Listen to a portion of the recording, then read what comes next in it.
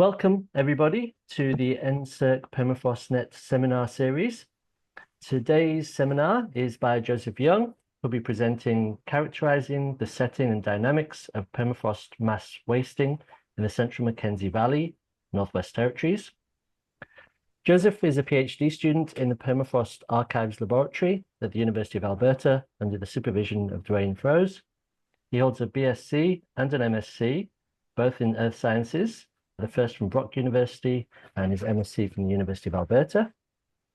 His PhD research focuses on ground ice distribution and its relation to permafrost landslides in the Central Mackenzie Mountain foothills, Northwest Territories. His work utilizes a suite of geological, geophysical, and remote sensing techniques to characterize the setting and mechanisms of thaw-driven slope failures. The aim of his PhD is to better understand the increasing complexity of permafrost landslides to improve assessments of future permafrost landscape change. All right, jumping into this. Characterizing setting and dynamics of mass wasting in the Central Mackenzie Valley. This is really just kind of an overview of a few papers and insights that we've developed and put forward over the last few years. Kind of going into this project a little blind, to be honest. And we started, not even thinking about these things while doing some other additional work in the area. And then we just saw a suite of these landforms and processes happening that were like, oh, what the heck is going on here? There should be no business of this happening this far south, or should there be? And so that's kind of what kicked off this whole project and PhD for me a few years ago. And I guess it's 2019 now, so a few years in the making. So it's been really rewarding to kind of evolve that and develop that kind of organically, if you will. But focusing on the talk here, where are we situated? Well, we're in the Central Valley. For those of you who know, in the Northwest Territories, Mackenzie River Valley, kind of the relatively southern to central part. So we're outside and south of all of the buried ice and ice-rich, super ice-rich, near-surface ice of the relative glacial ice in the coastland areas and the Peel Plateau areas, and slightly warmer, thinner permafrost in the Central Valley. And I'll get back to the figure here on the right, but what it's showing is essentially a grid cell approach of mapping mass wasting features and to see some contrasting examples of different responses, different geomorphic responses to permafrost mass wasting. But I'll get into that later. And then the red boxes here are just kind of the study areas that we focus in detail for the rest of the talk. I'm sure I don't have to go over this in detail, but it is obviously a place that's warming really quickly.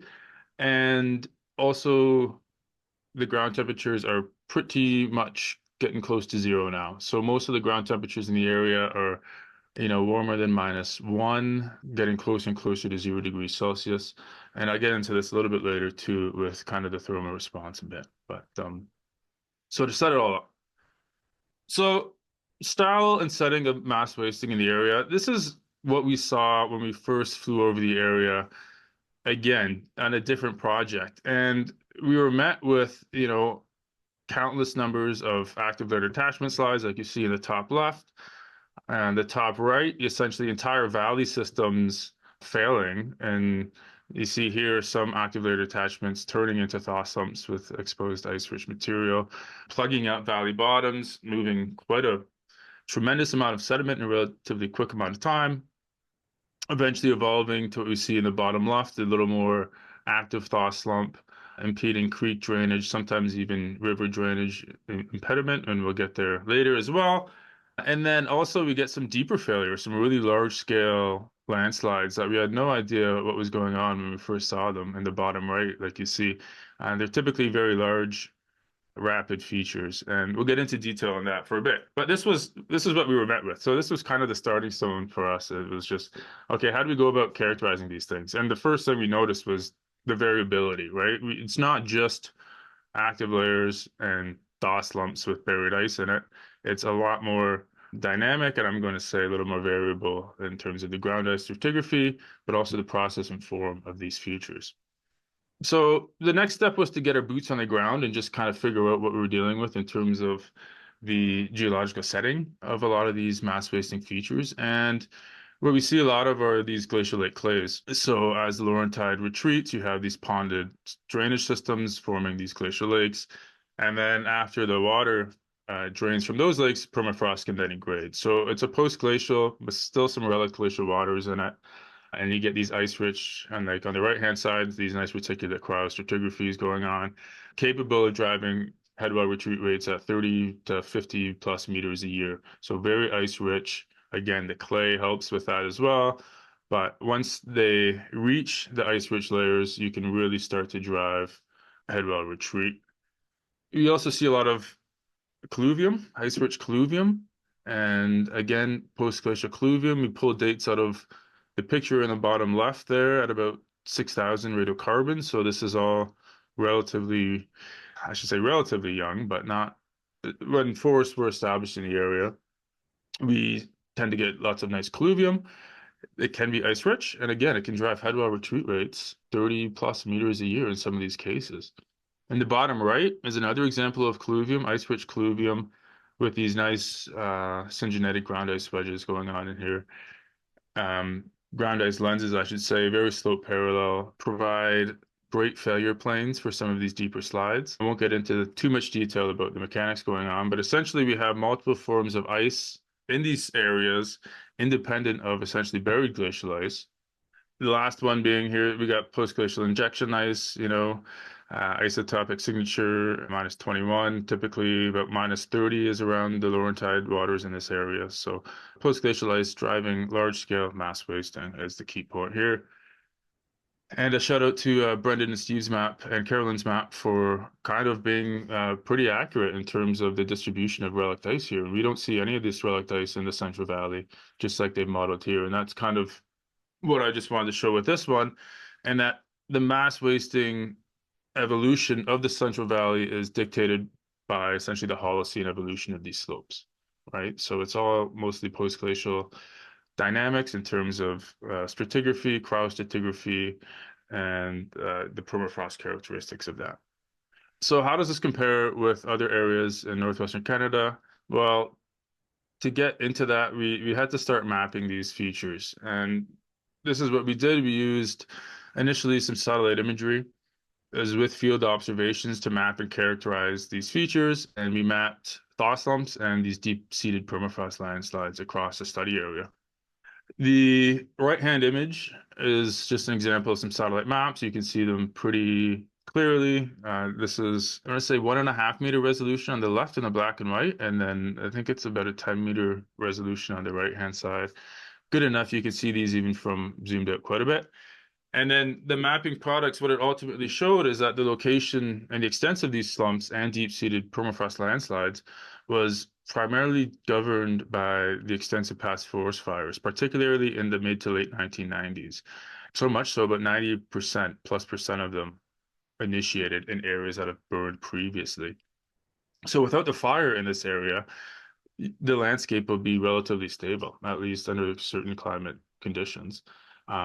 Fire is the main preconditioning mechanism, probably the only preconditioning mechanism where you can get this widespread slope failure in these regions, simply because it changes the thermal dynamics of the land surface. And here's a nice little couple GIFs or GIFs, I'm still not sure how to pronounce it, showing essentially the evolution. These are landslide imagery, so we didn't map from these imageries, but it shows a nice progression, annual progression, where we have fire that gets burned when it gets nice and dark, and then post-fire, essentially thaw slump or deep-seated failure development in these landscapes. So this is kind of the story in a GIF, where we get fire on a stable terrain. The landscape's already pretty stable before the fire, and then post-fire, that's when we really start to see some mass wasting going on. And this is basically that story in a graph format, along with the area and size of these disturbances, right? In the early 90s, there's really not that much going on here. Maybe some fluvial-sized thaw slumps developed. 2004, same thing. And then 2020, it just kicks off. And then we have essentially order of magnitude increases in thaw slumps and these deep-seated landslides. And you'll know on the left-hand side here, the deep-seated landslides are really contributing to the more of the geomorphic work in this area. They're larger features relative to their thaw slump counterparts. And that's because, thaw slumps take years to develop and to actually retrogress and grow, where the deep-seated landslides are single events, initially at least, which involve typically much more material relative to their age. That's what this is showing. And then here we have some correlations between these mass wasting events and fire. You'll see the red bars on the top graph there are essentially fire disturbances in the mid to late 90s. And then you see the lag of initiation between the thaw slumps and the deeper seated slides. We also correlated this initiation with post-fire climate dynamics. I'm not going to throw up a bunch of R-squared values on the screen here, but basically air temperatures and summer air temperatures and summer precipitation are the big drivers on a conditioned post-fire landscape that are statistically significant with the dynamics of initiation of these mass wasting features. Talked a lot about these deep-seated landslides, and everyone knows what a thaw slump is, so I won't go into that here. But these deeper-seated landslides, we don't really know what, or at least we didn't know going up to this what really they were. So that was kind of a main problem. So next thing we had to address was, what are the mechanisms of these recent deep-seated permafrost landslides? How are they forming? What's going on?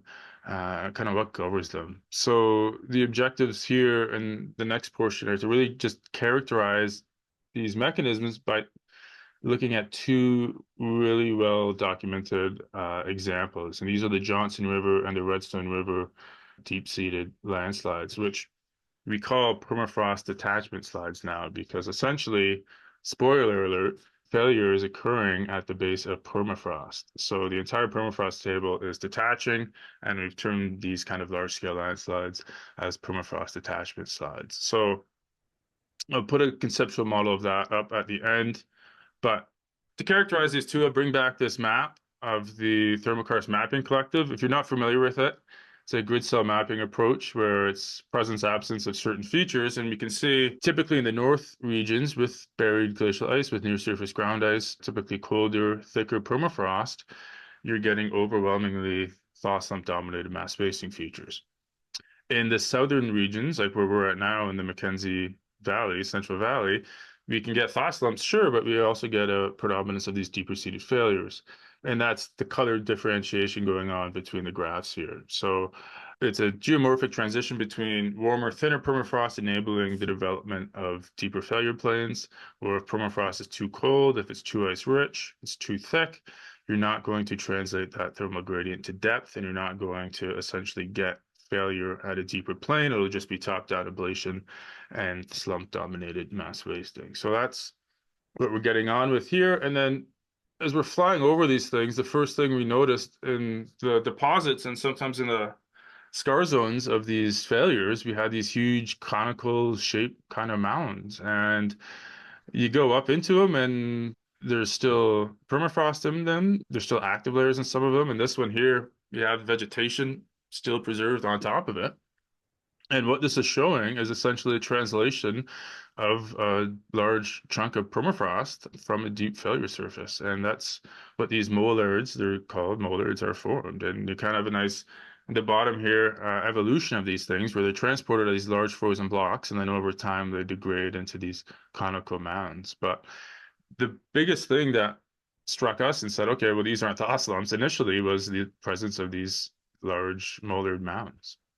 And here's a nice little DEM, digital elevation model, showing the difference between the debris tongues. On the left, we have a deep-seated landslide with an abundance of these mollard mounds. And you go in there and frost probe them, and they're still frozen, at least immediately post-failure, or a year or two after failure even.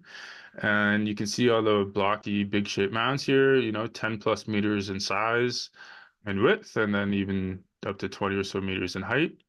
On the right, we have a similar size debris tongue, but this one's from a large thaw slump. And you can see the difference in that there's essentially no mollard mounds because all of the material is thawed out completely, and then it moves downslope as this fluidized flow rather than this cohesive block-like manner. So just kind of a difference here. And initially what kicked us off and to start thinking about maybe some of these failures occurring in different ways than just traditional thaw slumps.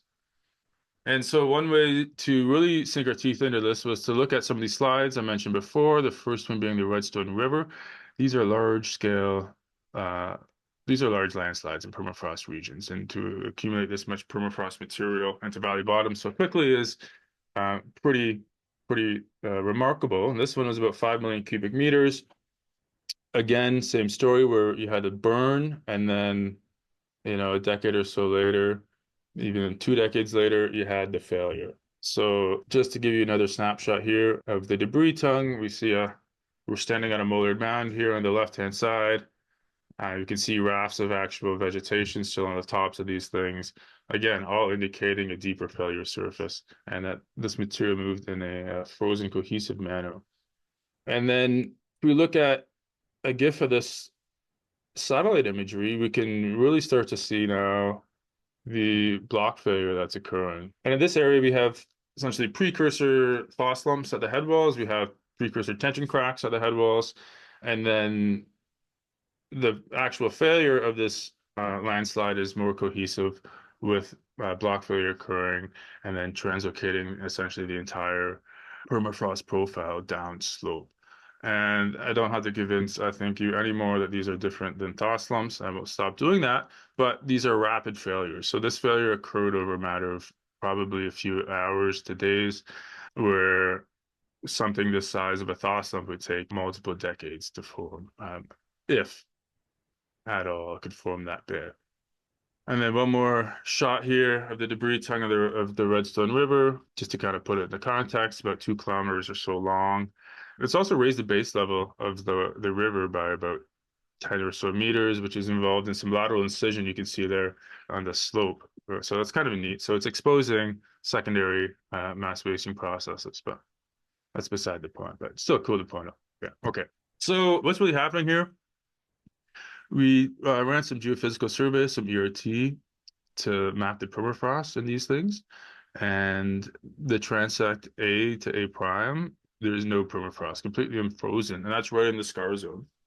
Outside of the scar zone, the B transect here, we see permafrost at about 20 or so meters thickness.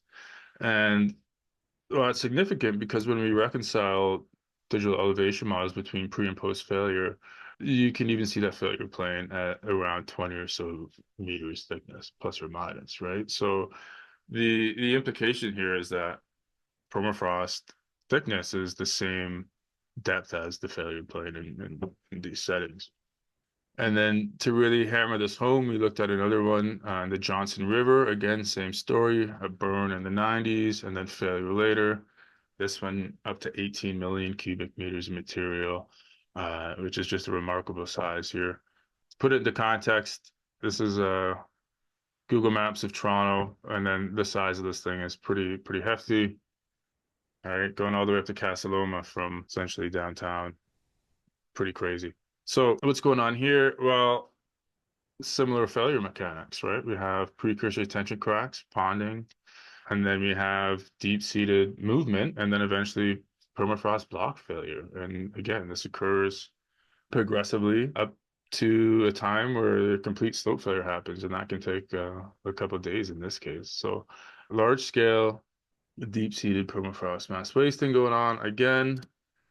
And then you will notice too that the slide was so large it completely dammed the valley and created a lake above it, which is still there today, and it's still thawing quite significantly today. The other thing to consider with these permafrost detachment failures is they expose so much lateral scarps, and these lateral scarps are typically ice rich. So you essentially, once you have failure, you open up, hundreds and hundreds of meters of ice rich scarps. So now you have a post failure, essentially thaw slumps developing on these lateral walls after the initial failure. So it's a very active geomorphic agent here. It's not just a one and done, it's a very evolving mass wasting form. And here's a video. This is a helicopter ride, sped up video up the Johnson River. And that's a river that's diverted because it's completely plugged it up. it might be a bit choppy, but we see here the forefield of the debris tongue. If you look closely, we can see it's still pretty ice rich in some cases. Obviously, these are all molded fields, some with intact vegetation, again, indicating a deep failure surface.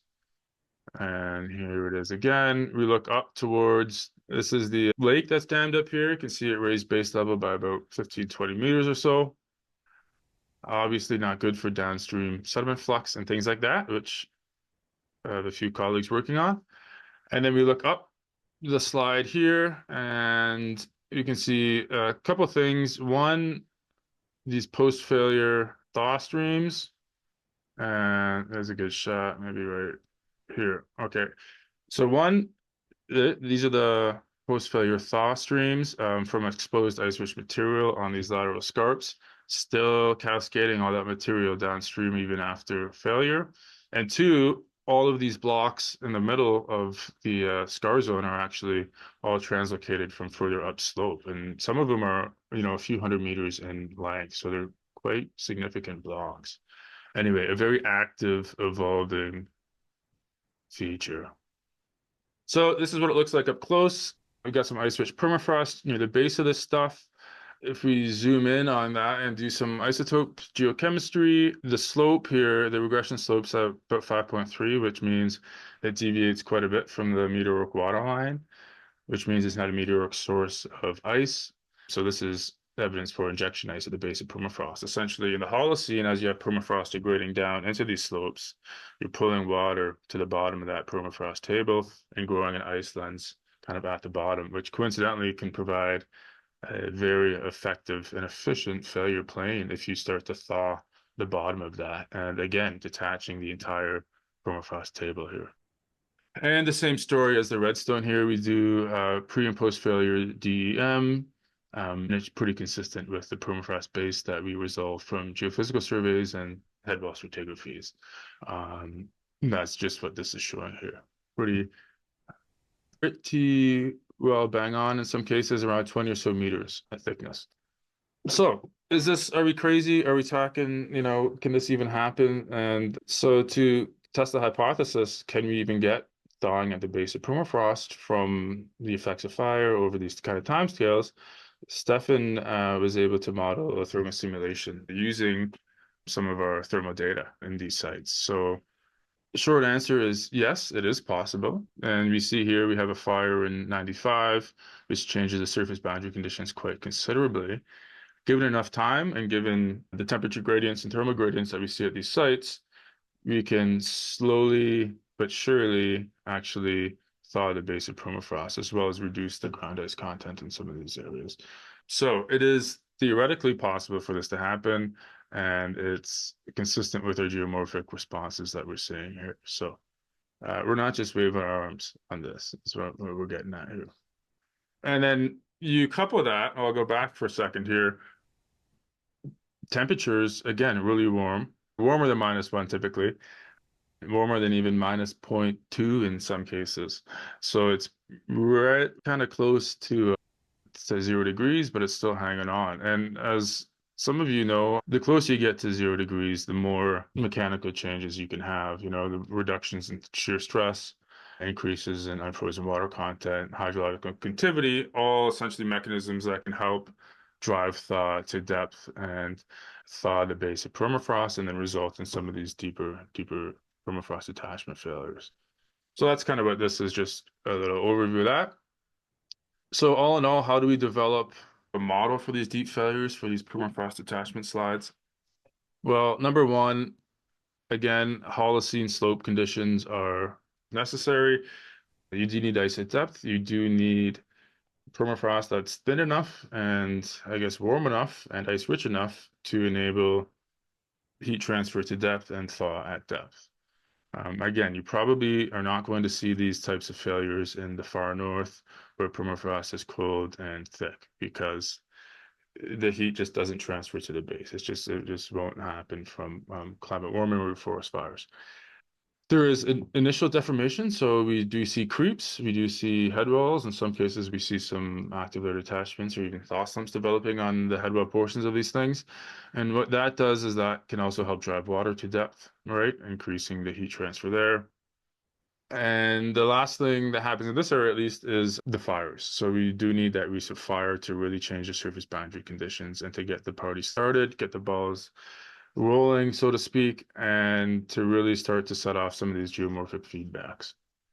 Geomorphic feedback number two here is the progressive movement down slope, right? We see tension cracks expanding. We see initial block failure, where essentially most of the slope is decoupled, but it still hasn't completely failed yet. And we're continuing to erode and thaw the base of permafrost here. And then almost instantly, within probably at most a few days, we have complete slope failure. And that's where the entire thing fails into the valley, translocating up to a couple million cubic meters of frozen material and all the consequences of that. And then also here we have the post-failure thaw slumps and post-failure thermal crust hotspot. So now you have essentially this huge area that's ice-rich and just unstable, and it's still evolving and cascading material down slope. So large features, but also ever evolving features, highlighting the complexity of kind of the mass wasting processes in these areas, right? So that's kind of all I really wanted to get into. A few take-home points, and I'll keep it brief because I think there's only really a couple big ones here. The first is that the forest fires condition mass wasting in this area for permafrost, right? So if there's no forest fires in the 90s, climate alone is not sufficient to drive widespread permafrost slope failure. That's a big one. Number two, we're seeing increasing complexity with process and form of mass wasting. It's not just, like I said, thaw slumps of some buried ice or active layer detachments. It's these kind of intermediate and different scale processes involving a variety of terrain types and ground ice types and process feedback forms. I'll have a review paper, actually. It's in review right now. Diving into this in more detail. Should be out soon, hopefully, fingers crossed. And in this area, again, it's conditioned by Holocene slope dynamics. So that includes the Holocene evolution of cluvial slopes is a big one, ground ice emplacement, ground ice formation, these sort of things, which ultimately gives way to point three, the potential for these distinct large-scale permafrost detachment slides, which are becoming increasingly more common. There's no evidence for these permafrost detachment slides, certainly in the observational record or in the oral histories even, or even in the geologic history, right? There's no valley flow deposits of these magnitudes. There's no scars of these magnitudes that we have found. So this is a pretty new form that's occurring in these areas, and they are big, and they're becoming increasingly more dynamic. We've mapped probably about a couple dozen of them now of that scale of what I just showed you. So they're getting bigger and bigger. Which kind of also encapsulate this end member geomorphic process of permafrost slopes, right? So if you get like an active layer detachment slide, and then the permafrost detachment slide is kind of the end member of that, and everything in between we're seeing in this area. Yeah, so neat stuff. And then just a quick thank you to all the people that helped with this project directly and the sponsors. But the funding has been fantastic. Again, PermafrostNet, fantastic initiative, and none of this would have been possible without their support. So big thanks to all those involved in getting that going.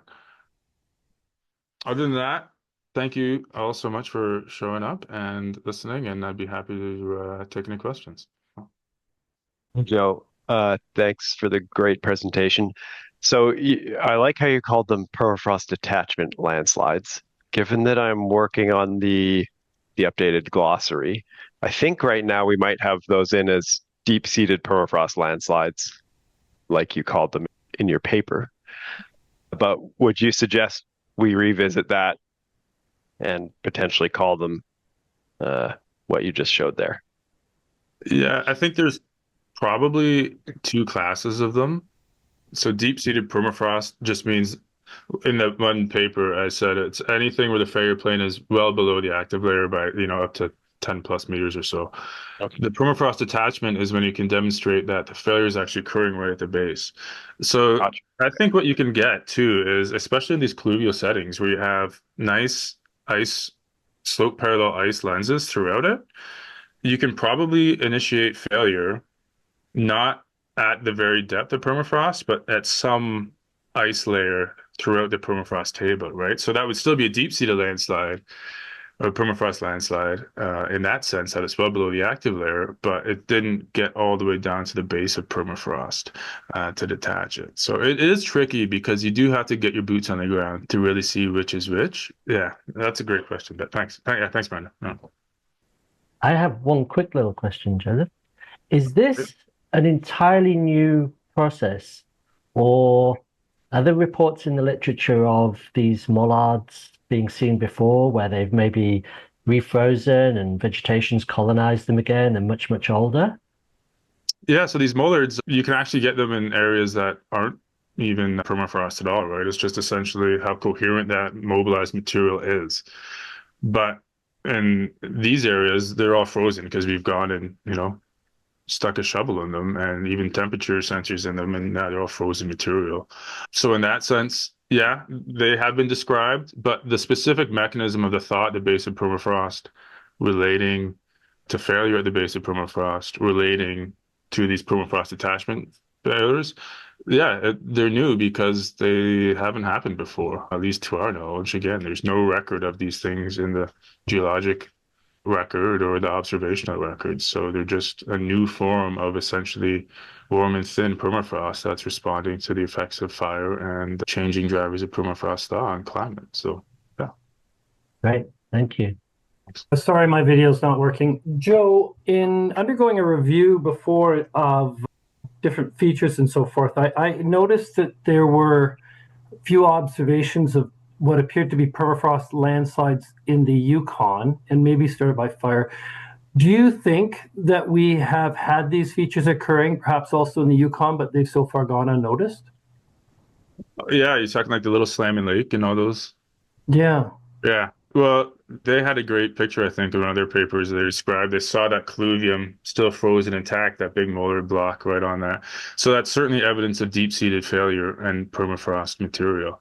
I think it's certainly a deep-seated permafrost landslide. And going back to, that question like Brendan had, yeah, you do have a deep failure plane. Whether it was the actual base of permafrost, we don't know, right? Unfortunately, they didn't have geophysics or anything to resolve that. But it is possible that these were either not recognized as a permafrost detachment failures or any landslide that weren't recognized before. And maybe it just thawed out and that geomorphic signal was lost, maybe. But doubtful because the magnitude of them are quite significant. So with respect to the ones in Yukon, certainly deep-seated permafrost landslides, but whether they actually detachment at the base, TBD. Yeah. Good question, Steve. Thanks. Thanks for the presentation, Joe. That was really enjoyable to listen to. I'm wondering how important you think the wildfires are that sort of triggered these, and do you think it was just like, is that critical in their formation, or is it just sort of speeding them up and having them all cluster around the same sort of time, or was this inevitable? And do you think it actually increases your sort of the frequency of them, or is there anything actually detrimental about the formation of these in terms of like over the next 200 years, would we have more of these or less of these with wildfire? I'm just kind of curious about how that's driving them. Yeah, well, that's a great question. So I think fire is a fundamental precursor, and going forward, more fires is going to equal more permafrost mass wasting in these areas. Simply because I think in a lot of these areas, again, it's Holocene ground ice. So the uppermost couple meters are usually pretty ice poor, right? So you need to change the surface boundary conditions to enable heat transfer and to, expose deeper material. So like a hot summer, for example, is probably not going to be enough to initiate a lot of these thaw slumps because you have a decent buffer of ice poor material over the ice-rich sediments. So you have to essentially get rid of that organic cover, that organic buffer, and really crank up that heat transfer to invoke these kind of deeper failure planes. I'm talking like 5 meters or so. And then you start to get the geomorphic feedback. So, okay, now you get tension cracks, and then now you can drive water down. And then now it really speeds up the process for even further deeper thaw. So I think if you just had climate driving these, maybe the slopes would be sufficient in that they could essentially release the pore water from that buildup. You probably get active layer detachments maybe, but I don't think you could drive as quick of a geomorphic feedback as needed if you just had climate driving these things. I think the fire is essential, but that's a great question and something to explore too further. Yeah. I have another question if nobody else has their hand up.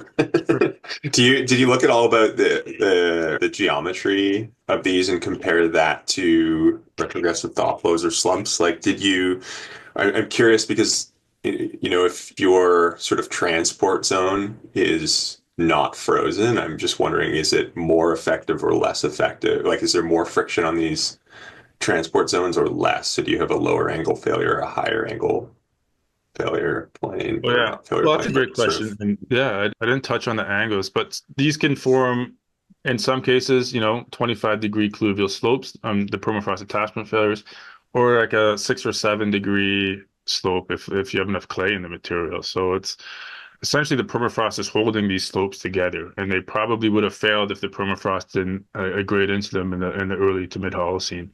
Regarding the dimensions, yeah, you typically have straight channels down each side. Where the thaw slumps, you have a very, more cuspate kind of growing and evolving head wall, where that debris becomes fluidized and becomes almost channelized, and you get like almost a river. Even the largest ones up in the peel and such, that same principle applies. And then you get into the debris tongues themselves, and then again with the moldards, and you can see the difference in that. But the biggest thing for identifying these is just how they initiate, right?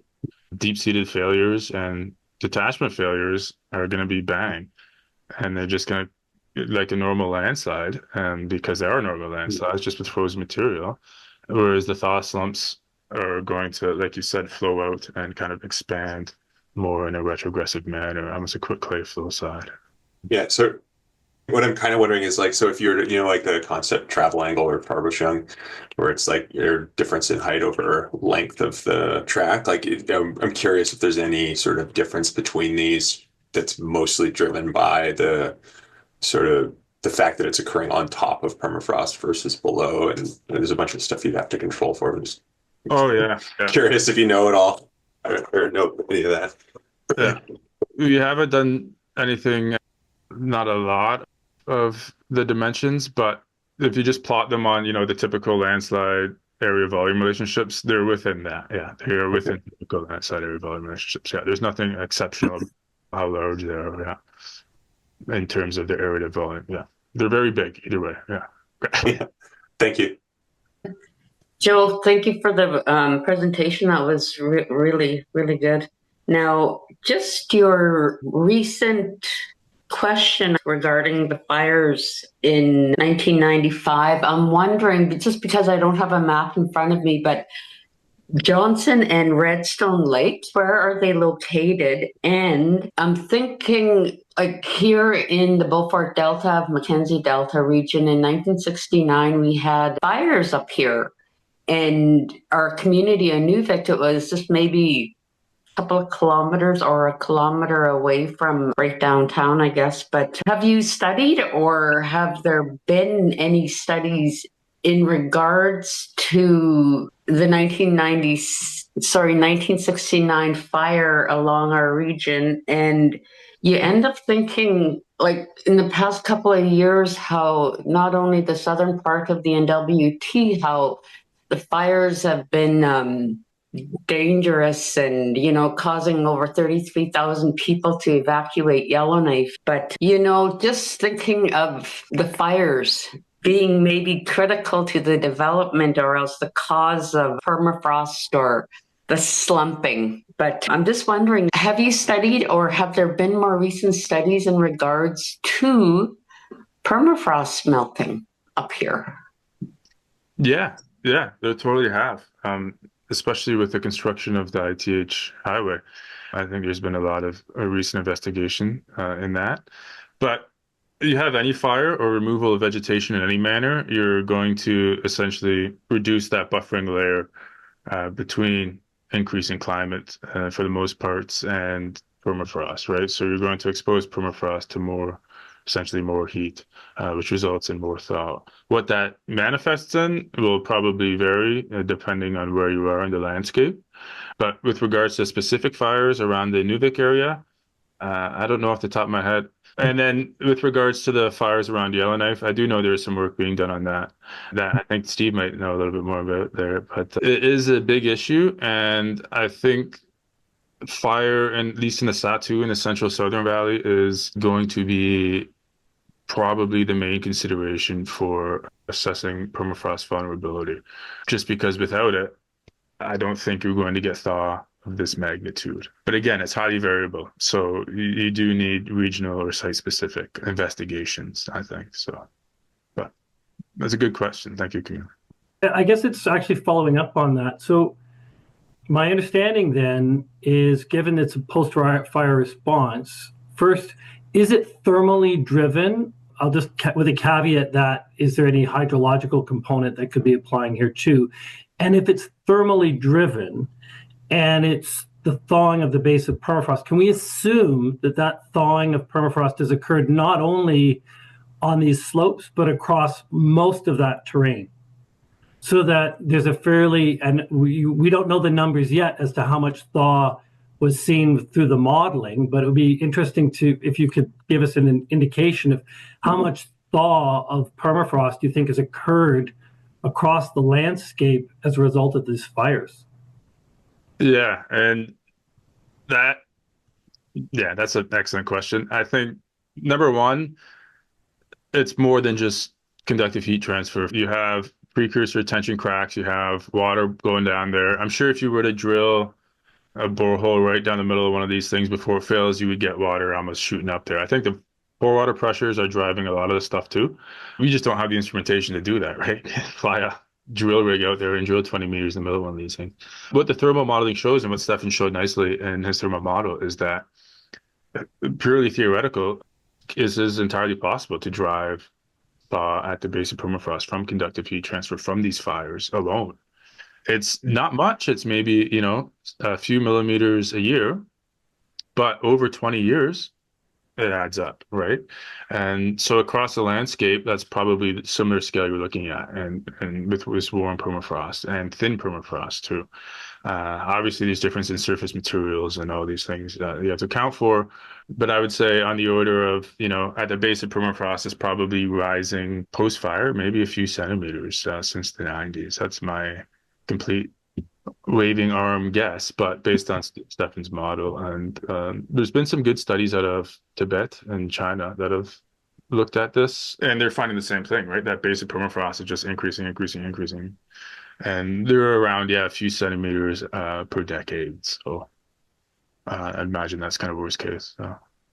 One other question or comment, I'm just wondering now, given the GIFs that you showed, and you showed that after a fire, we could find these landslides. Do you think if we made an effort to look at burned areas across the northern hemisphere and discontinuous permafrost, we might actually be able to find more of these, like say in Russia or in Alaska as well? Yeah, if you have sufficiently thin and warm permafrost, I think you can get the detachment failures there. Otherwise, you would just get, standard top-down active layer detachments and thaw slumps. Yeah, there's no reason why they wouldn't be anywhere else with similar settings. So that's something to look forward to. And when we compile these data sets and the Northwest Territories thermokarst mapping collective data sets, for example, that might be a great way to train some larger circumpolar scale models and to start looking for these things. And what areas can we look for them in, right? So, but yeah, there's no reason why these aren't forming in other places. Well.